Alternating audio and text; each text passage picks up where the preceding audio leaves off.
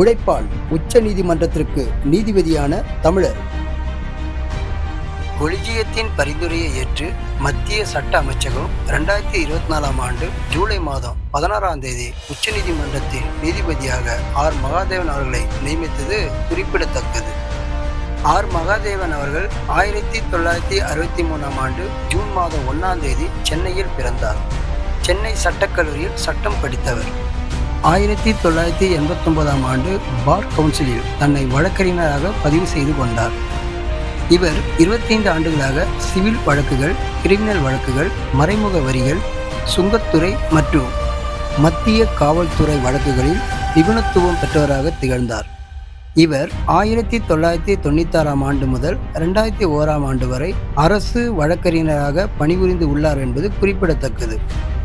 9,000க்கு மேற்பட்ட அரசு வழக்குகள் உள்பட ஏறக்குறைய 18,000 வழக்குகளை திறன்பட கையாண்டவர் என்பது இவரின் தனி சிறப்பாகும். 2013ஆம் ஆண்டு சென்னை உயர்நீதிமன்றத்தின் நீதிபதியாக இவர் நியமிக்கப்பட்டார். தமிழகத்தில் உள்ள பழமையான கோவில்கள், பிரதான சின்னங்கள், கோவில் சிலைகள் பாதுகாப்பு தொடர்பான வழக்குகளுக்கு இவர் தலைமையில் சிறப்பு அமர்வு ஏற்படுத்தப்பட்டது குறிப்பிடத்தக்கது.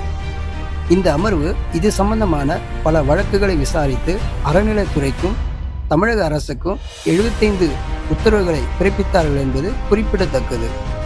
இவர் சங்க இலக்கியங்கள் மற்றும் பக்தி இலக்கியங்களில் ஆழ்ந்த புலமை பெற்றவர் என்பது குறிப்பிடத்தக்கது.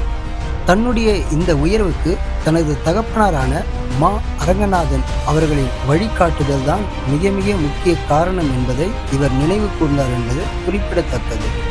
இவர் சென்னை உயர்நீதிமன்றத்தின் நீதிபதியாக 2013ஆம் ஆண்டு அக்டோபர் மாதம் 22ஆம் தேதி முதல் 2024ஆம் ஆண்டு ஜூலை மாதம் 16ஆம் தேதி வரை 97,116 வழக்குகளை விசாரித்து தீர்ப்பு வழங்கி உள்ளதாக இவரது வழியனுப்பு விழாவில் கலந்து கொண்டு வாழ்த்து தெரிவித்து பேசிய அட்வொகேட் ஜெனரலான PS ராமன் அவர்கள் இவரை குறித்து நினைவு கூர்ந்து பேசிய சம்பவம் அநேகரை ஆச்சரியப்படுத்தியது குறிப்பிடத்தக்கது.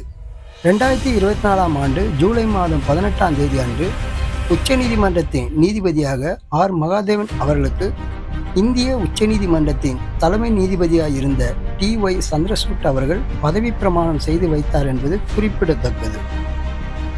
இவர் 2028ஆம் ஆண்டு ஜூன் மாதம் 15ஆம் தேதி வரை உச்சநீதிமன்றத்தின் நீதிபதியாக பதவி வகிப்பார் என்பது குறிப்பிடத்தக்கது.